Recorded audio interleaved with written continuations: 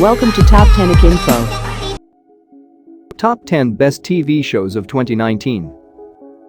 In 2019, the traditional television season of September to May is all but extinct. When you factor in all the new shows coming out on cable, streaming services, and even network, good summer TV? Excuse me? Television is a year-round sport. In all that noise though, there are some shows that shine more brightly than others. The best series of 2019 are breaking the mold, whether they're telling stories of trans women in the early 90s, destroying entire cities with dragon fire, or shoving a half hour's worth of comedy into a succinct 15 minutes. These are the best series of 2019 so far.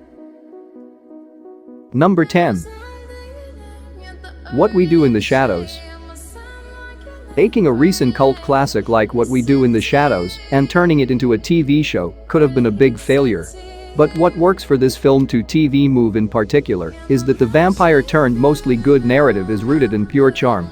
That alone could be why the show hasn't lost a step in the transition. From the start, What We Do in the Shadows captures the atmosphere and humor of Taika Waititi's beloved mockumentary and continues his world-building for a limitless half-hour comedy premise. Carrying the writing staff over to the small screen helps keep the flow, while its new stars make the story of three vampires living in a Long Island mansion their own.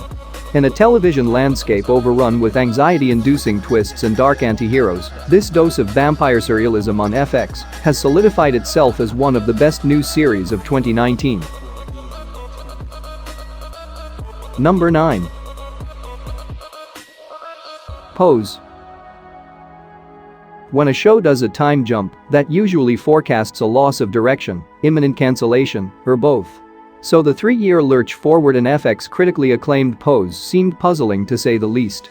But when Blanca Evangelista and family appear in 1990, it becomes clear the story in season 2 was the story this show was always meant to be telling. Nixing cisgender, white characters that existed primarily on the peripheral, Pose's season 2 focuses squarely on the main cast, the plight on trans women in 1990, and the rise of advocacy amidst the AIDS crisis. If the first season's key setting is the ballroom, season 2's is a funeral home chapel. But don't be fooled, in the midst of tragedy, that chapel becomes a home for this community's tears, anger, and joy. Season 1 of Pose was a triumph. Season 2 is a revolution. Number 8. The Man Who Killed Hitler and Then the Bigfoot. Set sometime in the 1980s, the story is about Calvin Barr, Sam Elliott, an old man living his last days in his quiet hometown with his dog. Barr reminiscences about his past with flashbacks showing that during World War II, he served as a special ops soldier on a mission to assassinate Adolf Hitler, which he pulls off successfully. However, the operation was classified and never revealed to the public. As Barr goes about his day-to-day routine, which includes visiting his brother Ed, Larry Miller, in his barbershop, he fights off a gang of thugs who try to steal his car and is followed around by a pair of mysterious men in a government car. The men eventually approach him, identifying themselves as joint American and Canadian government agents. They explain that all life on Earth may be coming to an end as a strange virus has been killing people and animals around the world, and the original source of the virus is Bigfoot itself. Knowing Barr is a highly trained tracker and survivalist, and one of the few people on Earth immune to the virus, the agents try to recruit him to go into the wilderness and kill the Bigfoot in hopes it will end the epidemic. Barr hunts the Bigfoot, wounding him. After much tracking, he finds the Bigfoot dying. Barr chooses to burn the body rather than turn it over to the government, but the Bigfoot was still alive and then attacks Barr, maiming him. The two fight until Barr stabs the Bigfoot and ultimately shoots him to death. Barr lays back, seemingly dying from his wound. The screen fades to Barr's funeral as his brother gives a beautiful eulogy. A little time passes and Ed goes fishing with Barr's dog. Barr appears and the two go fishing together. Barr later digs up his casket to retrieve keepsakes. But it is never. Number 7. Dead to Me. Netflix's Dead to Me had every opportunity to fishtail into full-blown soap territory. Yet, against the odds, it managed to pull off a brilliant first season, equally weighted in black humor and thoughtful discussions on grief. The series features Christina Applegate's overdue return to television as a rage-filled widow, racked with the mystery of her husband's hit and run. She's paired perfectly alongside Linda Cardellini's slightly unhinged, free-spirited Judy, who has a few secrets she's struggling to hold onto herself. Dead to Me has all the makings of what should have been an A-list flop, but its penchant for wrapping grief in a twisted comedic blanket makes it one of the best series of the year. Bonus points. James Marsden plays a perfectly smarmy husband who will hopefully find a way to return in some capacity for the upcoming season 2. Hey, I'm off all night. Feel free to call me and we can not sleep together. Hi. Did you get it? Is that him? No, that's my other husband. Oh, you have another one? Then you're fine. Are you in bed? Yeah. What are you wearing? A pair of sweatpants. Ooh, slower. Huh? Number 6. I Think You Should Leave. I Think You Should Leave is the absurdist treat that no one quite knew they needed. As sketch comedy enters a bit of a renaissance, Tim Robinson and Netflix paired up to create snack-sized episodes that squeeze fast-paced skits into 15-minute installments. True to its name, every scene seems to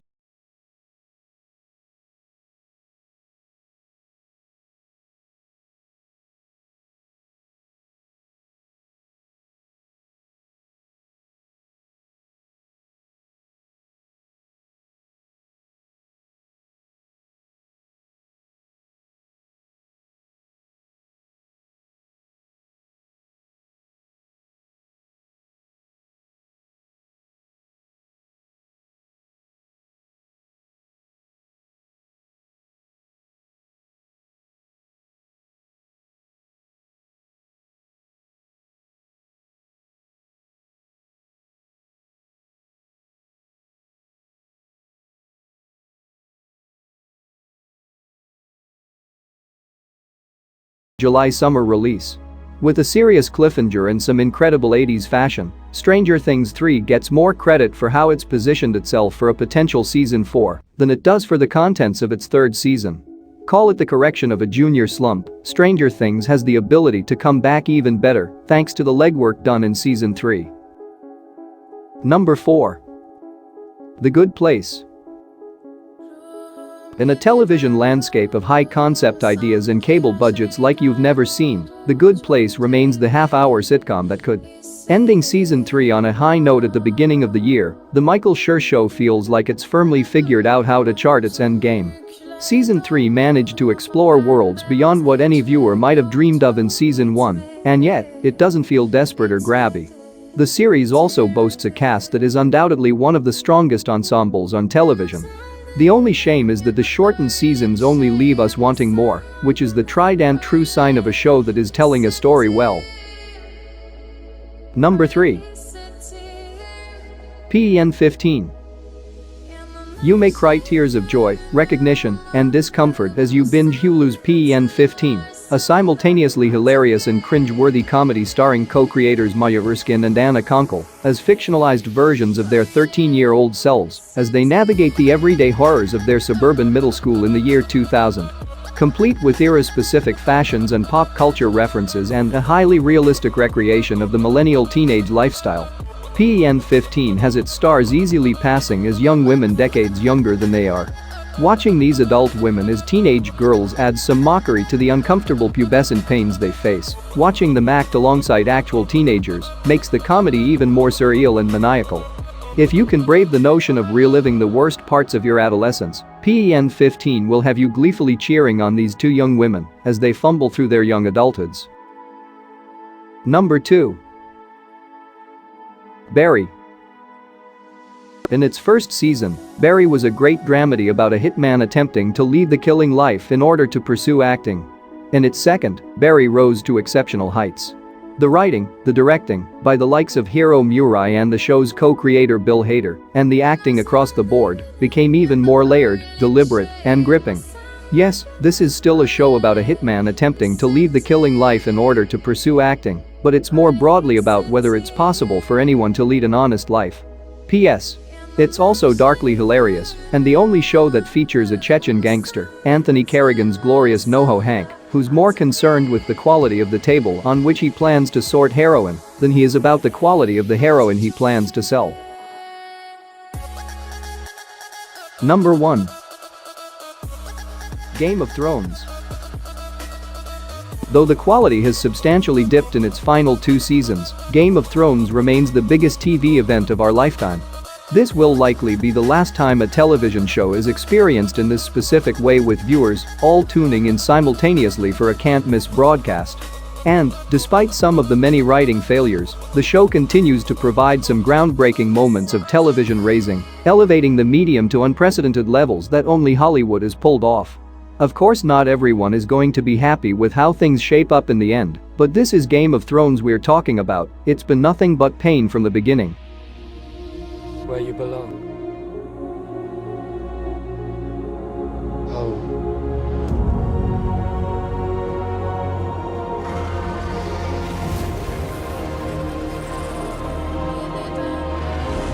They're coming. Our enemy doesn't tire. Doesn't stop. Doesn't feel.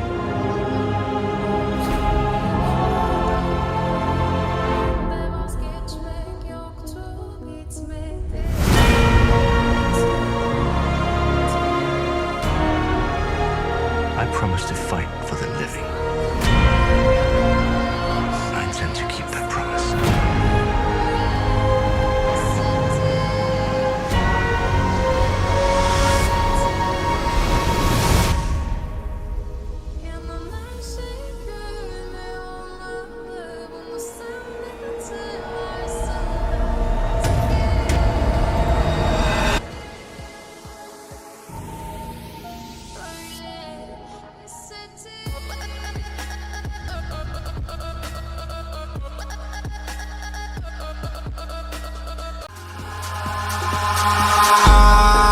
In the sky, gazing far into the night, I raise my hand.